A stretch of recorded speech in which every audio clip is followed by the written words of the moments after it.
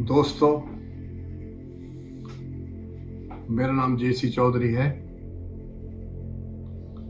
और मैं आकाश इंस्टीट्यूट का चेयरमैन हूँ। इतने लंबे सफ़र में ज़िंदगी के काफ़ी खट्टे मीठे अनुभव लिए हैं और आज मैं आपके सामने एक अनुभव की बात करूँगा जिसको सुनकर आपको अच्छा लगे। ये बात है 1970s की, जब मैंने बीएससी पास किया और एमएससी के अंदर एडमिशन लेना चाहता था। तो मैंने अपने फादर से परमिशन मांगी कि मुझे एमएससी करने के लिए इंटरव्यू कॉल आई है बिट्स पिलानी से, वहाँ जाना है। तो लिहाजा मुझे जाने के लिए वहाँ के लिए किराया भाड़ा दे दें ताकि मैं इंटरव्यू दे आऊँ। उन्होंने कहा पिलानी बहुत महंगा है, मेरी फाइनेंशियल कंडीशन ठीक नहीं है, इसलिए मैं आपको पैसे नहीं दे सकता और ना ही मेरे पास हैं। तो मजबूर होकर मैंने अपने बड़े ब्रदर से बात की, जो कि उस टाइम कॉलेज में लेक्चरर थे, कि भाई आप पैसे दे दीजिए, मैं इंटरव्यू दे के आता हूँ। नेक्स्ट डे मेरा इंटरव्यू था। ये शाम के 4 बजे की बात चल रही थी। वो भी बोले भाई मैं कैसे कर सकता हूँ, पहले पिताजी की परमिशन लो तभी जाके पैसे मिलेंगे। अब पिताजी के पास जाऊँ तो वो कहे मेरे पास पैसे नहीं, ब्रदर के पास जाऊँ तो वो कहे पिताजी के पास चले जाओ। तो एक शटल कॉक की तरह मैं इन दोनों के बीच में उछलता रहा और मेरा इंटरव्यू केवल एक ही जगह पिलाने का बचा हुआ था। उसके बाद बाकी सब चांसेस खत्म हो चुके थे। तो शाम के 5:30 बज गए। मेरे दिमाग में आया कि यार ये दोनों तो मुझे कुछ पैसे देने को तैयार नहीं, तो मैं मेरे पास पैसे भी नहीं, क्या करूं। मैंने जेब में हाथ डाला तो 1 आध रुपया उसमें मेरे को मिला। तो वो मैं पैसे लेके, कैपिटल बस सर्विस फरीदाबाद में थी उस टाइम, मैं वहीं रहता था, तो मैं जमरूदपुर में, जो कि कैलाश कॉलोनी के पास है, अपने कज़न ब्रदर से मिलने आया। वो घर पे नहीं थे और उनकी वाइफ थी। मैंने उनसे कहा कि भाभी जी मुझे जाना है पिलानी, अगर आप 10-20 रुपये दे दें तो मेरा किराया भाड़ा मिल जाएगा, मैं इंटरव्यू दे के आ जाता हूँ। वो भी बड़ी डिप्लोमेट थी। उन्होंने कहा बैठो, आपके ब्रदर आने वाले हैं, उनके आने के बाद आपको पैसे भी दे दिए जाएंगे, आप इंटरव्यू दे आना। इन द मीन टाइम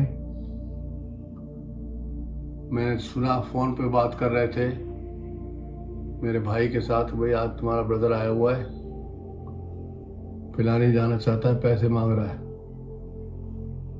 तो ब्रदर ने कहा हमें तो किसी को बताया नहीं, वहाँ कैसे भाग गया है, तो आप उसको रोकने की कोशिश करो, हम लोग आते हैं उसको रोकते हैं। बाई चांस नेक्स्ट कमरे में मैं सारी बातें सुन रहा था, तो मैंने उनका कमरा घर भी छोड़ दिया और सीधा जाके ऑटो पकड़ लिया। ऑटो को मैंने कहा चल भी रेलवे स्टेशन, जानते हुए कि पैसा जेब में एक भी नहीं है। फिर भी मैं ऑटो में बैठा, क्योंकि ट्रेन का टाइम था 9 बजे का। तो ऑटो मुझे ओल्ड दिल्ली स्टेशन ले गया और वहाँ पर जैसे स्टेशन के पास ऑटो स्लो हुआ, धीरे वो रुका, तो मैं ऑटो से उतरा और पूरी स्पीड के साथ दौड़ लगा के भागा प्लेटफॉर्म की तरफ। ऑटो वाले की आवाज़ आ रही थी, पैसे नहीं दे के जा रहे हो भाई, पैसे नहीं दे के जा रहे हो। अब मेरे पास पैसे होते तो मैं देता। मैं वहाँ से भाग लिया और जैसे ही जा रहा था भागता हुआ, देखा तो प्लेटफॉर्म से वो ट्रेन जो पिलाने की थी, लाहौर की जाने वाली, वो निकल के जा रही थी। तो ट्रेन निकल गई मेरे सामने से ही। उसके बाद नेक्स्ट ट्रेन सुबह 3 बजे जानी थी। तो 5 घंटे वहीं पर ही मैं प्लेटफॉर्म पे बैठा रहा। और 3 बजे जैसे ही ट्रेन आई, ट्रेन में बैठा और लोहारू जाकर उतरा। तब तक सूर्य उदय हो चुका था, दिन का समय चालू हो गया था। वॉक किया, बाहर आया स्टेशन से, किसी से पूछा पिलानी कितना दूर है, कहेंगे 22 किलोमीटर यहाँ से रास्ता है। बस में बैठने की हिम्मत नहीं क्योंकि पैसे नहीं। तो मैंने कहा चौधरी क्या बस की वेट करता है, दौड़ लगा यार, जवान आदमी है, ज़रूरी नहीं है कि पैसे हों तेरे पास, टांगे तो भगवान ने दे रखी हैं, इसी को बस बना ले। तो मैंने 6-7 बजे वहाँ से दौड़ लगाना शुरू किया और 8:30 के आसपास मैं बिट्स पिलानी की बिल्डिंग में पहुँच गया। वहाँ पर मेरे एक अंकल थे, doctor AD Taneja, chemistry department में। उन्होंने मेरी शक्ल देखी, धूल मिट्टी से भरा हुआ था। बोले भाई कहाँ से आ रहा है? मैंने कहा तो मैं घर से रहा हूँ, लेकिन धूल मिट्टी में भाग के आ रहा हूँ क्योंकि आज मेरा इंटरव्यू सुबह। उसने कहा कोई बात नहीं, आप बैठिए, नहाइए धोइए, मेरे रूम में चले जाओ। रूम में ले गया, नहा धो के इंटरव्यू देने के लिए चला गया। कहने लगे तुम्हारे पास भागने की वजह क्या थी? मैंने कहा पिताजी पैसे नहीं देना चाहते।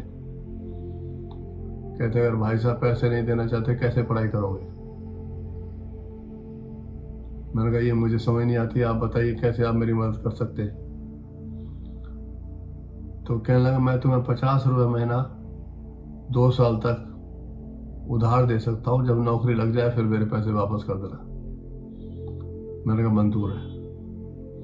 दूसरा क्योंकि आप हकीम गांव से बिलोंग करते हो और वो बैकवर्ड एरिया है, बैकवर्ड एरिया वाले को भी 50 रुपये सरकार हेल्प करती है, तो वो भी मैं कोशिश करके तुम्हें 50 रुपये दिलवा दूंगा, लेकिन खर्चा तुम्हारे यहाँ 150 रुपये महीने का है।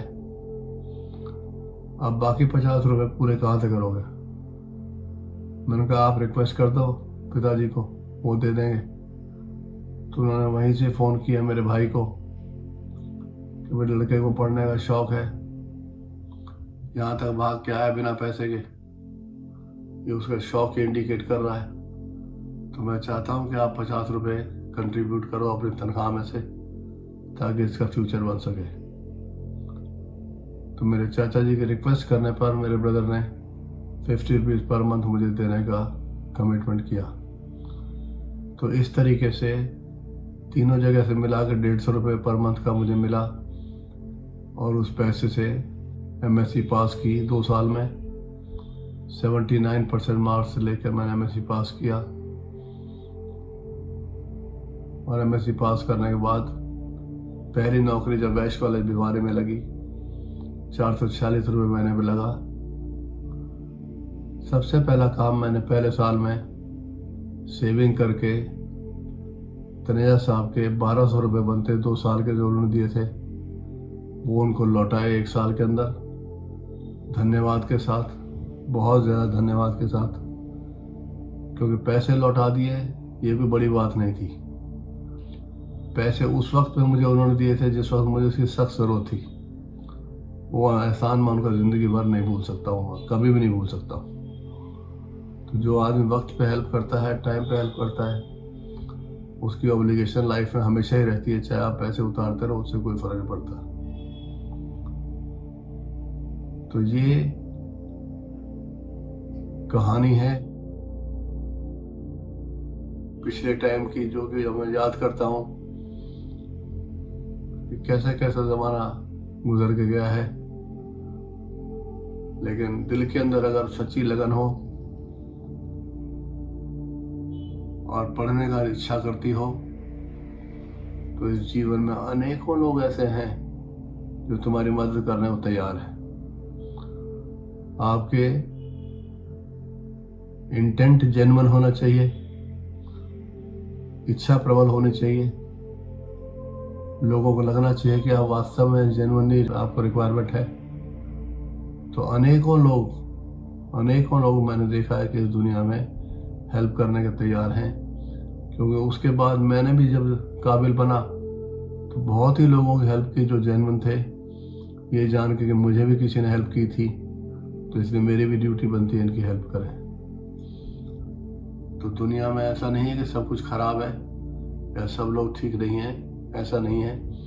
परसेंटेज ज़्यादा इनकी हो सकती है, लेकिन फिर भी काफ़ी लोग ऐसे हैं जो कि जेन्युइनली हेल्प करने के लिए तैयार है और आपके कैरियर को सही तरीके से मदद करने में कभी पीछे नहीं हटते। तो ये एक आज की एपिसोड की एक कहानी थी जो मैंने आपको बताई है। आज का एपिसोड यहीं ख़त्म करते हैं। अगली बार नए एपिसोड के साथ आपके सामने पेश होऊंगा और नई चीज़ें आपको बताऊंगा। तब तक के लिए इजाज़त। Thank you very much. Thanks for your time.